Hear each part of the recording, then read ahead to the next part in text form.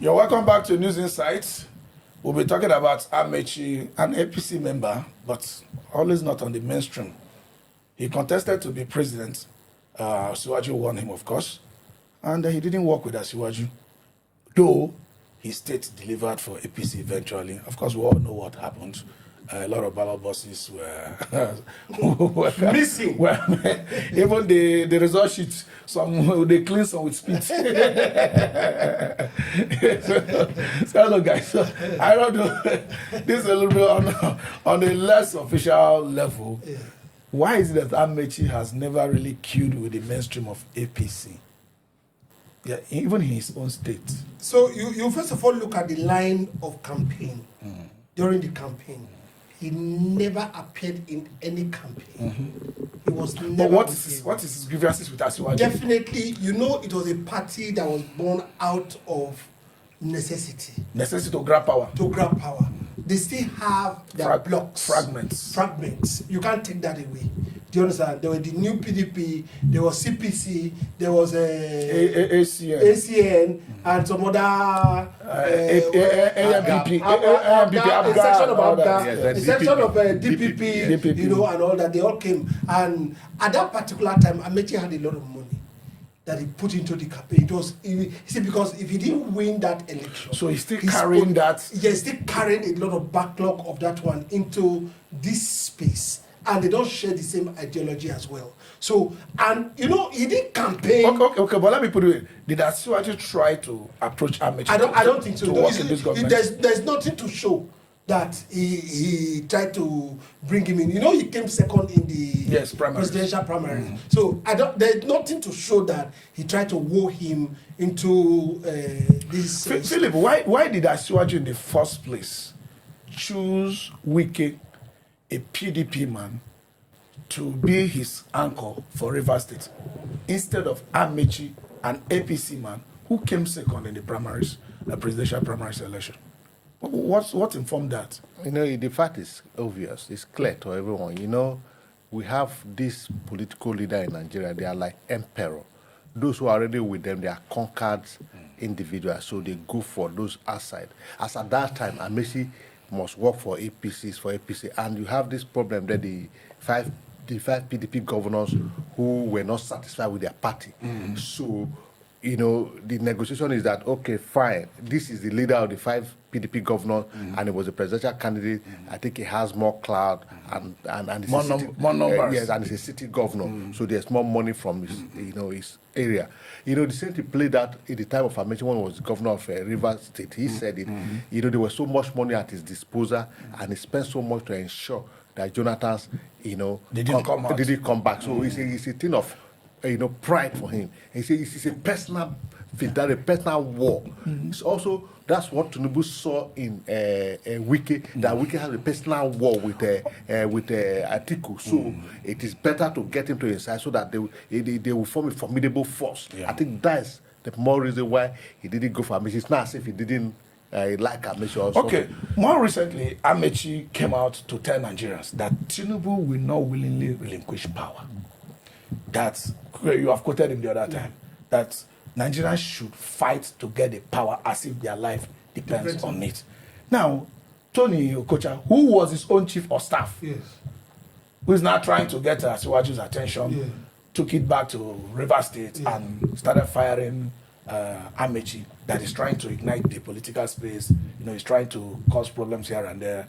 And a lot of criticism from Amechi camp to Kocha camp, to Asiwaju camp, and all that, putting Rivers State on the spotlight again, even when 2027 is still far away. Why did Tony Okocha decide to pick on Amechi? Is it really to get attention or to truthfully repudiate Amechi? Well, at that particular time, or at this particular time, somebody has to fight from within. They didn't want to fight from outside. It's not all fights that comes from outside. To balkanize the camp of that political identity in that particular state, you bring somebody from inside, and it's not like the Bible says you will blow the devil up from within. So you blow the thing up from within. So that's why someone as close as Okocha came out and started criticizing his boss. And you cannot, and I said it here from the beginning. I said, don't underrate El-Rufai. And I still mean it. As much he's not my man, you can't underrate him. You have only one vote now. But I have influence. I have this mic, I have influence. So you cannot also underrate Amechi. There's something Amechi said. Amechi said, when we are planning, he said, I go beforehand to make sure that everything is well done. He's a tactician. You can't take it from me. These are not people that are my model or something. Yeah, well, no, because they are very selfish. So this analytical is not Exactly. it's not a vote. Exactly. They are selfish politicians. And he told us the truth. He told us, he said poverty endeared him into politics. Philip, do you think... Let me even respond to the question. Yes. You say why Tony Okosha? Yes. So let me bring your mind back to what is playing out in Rivers State today. Remember that Tony Okosha is the chairman, is the state chairman of the the faction of APC that is loyal to Wike and Tinubu Yes. in the first place. Yes. You also know that the elected ESCO, they are loyal to Amechi, the yes. one that are trying to discard. So Tony Okosha is no longer with Amechi. Yeah. He wants a bread on his table, and he's now with with Wike 24R. He said that the 27 members that defected are now member of APC. The same person went on air to say that no, he was trying to ward it. They've not defected to APC. Yeah, when they caught... You understand? Yes. So is the right tool in the hand of APC to counter Amechi. Like he said, Amechi only merely told Nigerians the truth and what to do, because you always ask, what is the solution? Amechi said, look, you will fight for it if you missed your life, because they will not get to give you, including me, that we can kill me and whatever to retain power. But if you must push us out of power, then prepare to fight. But what if Asiwaju wins by vote?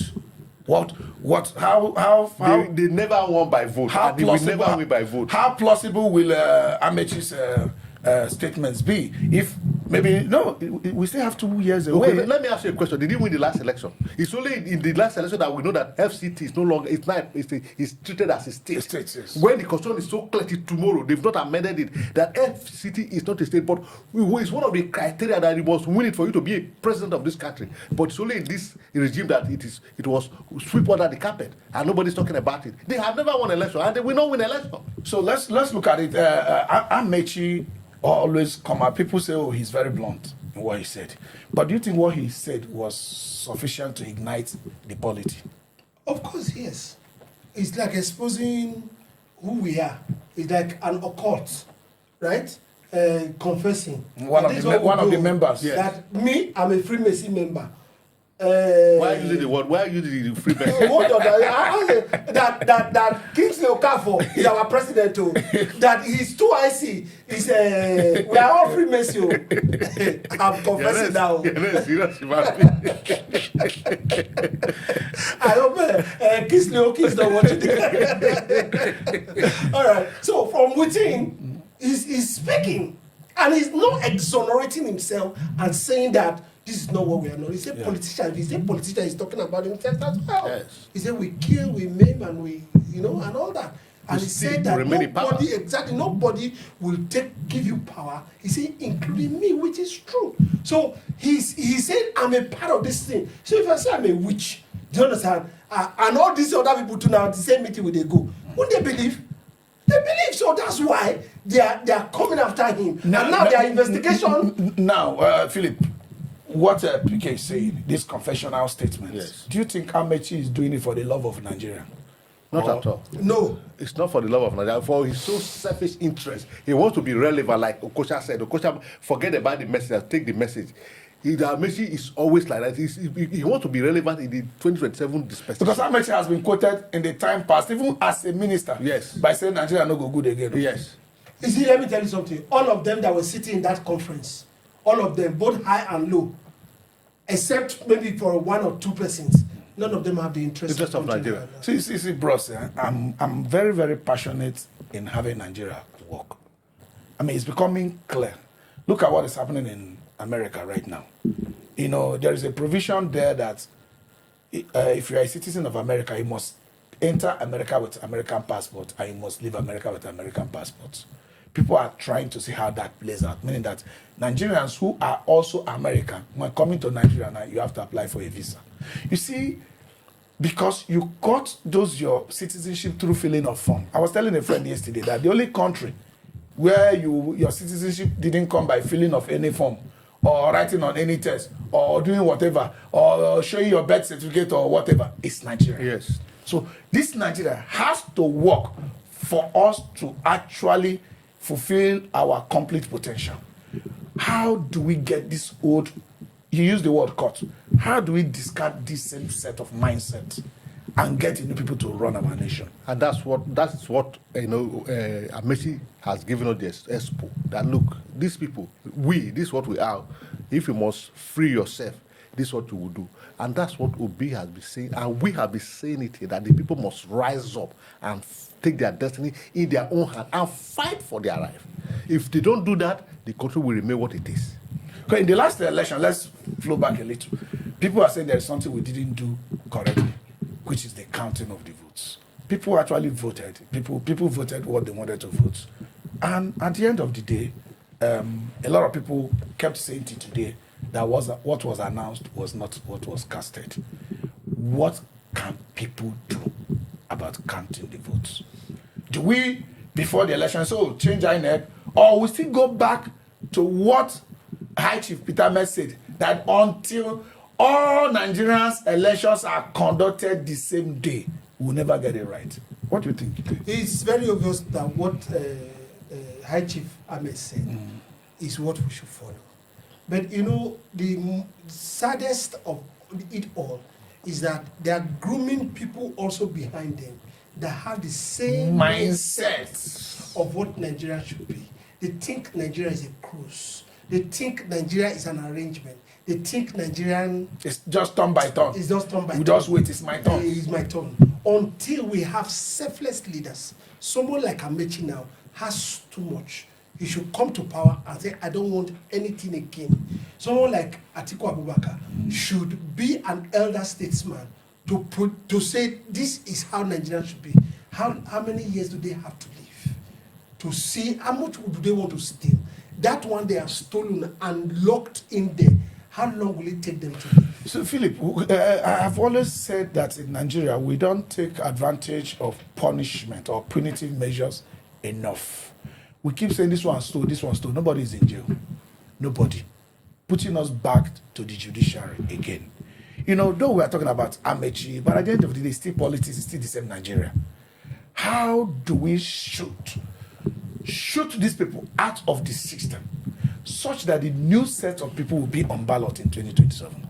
You see, it's very interesting. That's somehow, when you take your mind back, the military era have to be welcome, because if we were to be military era, you can't do it now. Some set of politicians will be banned from participating in politics. But again, we've said it here over and over again that we need one good head. Yeah. Until that one good head come into office, all this thing cannot happen. When that one good head come into office, there will be legislation in place, to correct this anomaly. One good head. So one good head that he always talks about is great.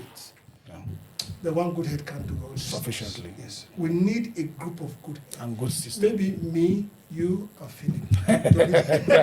So maybe three of us. Yes. Okay. So we said, we are searching for that good Nigeria that will go behind. So this is still a news insight. So what Amechi said, yes, as much as you look at it like igniting the polity, is a call on Nigerians to put the destiny in your hands. Decide what happens in 2027. If we are to move this nation forward, it depends on you.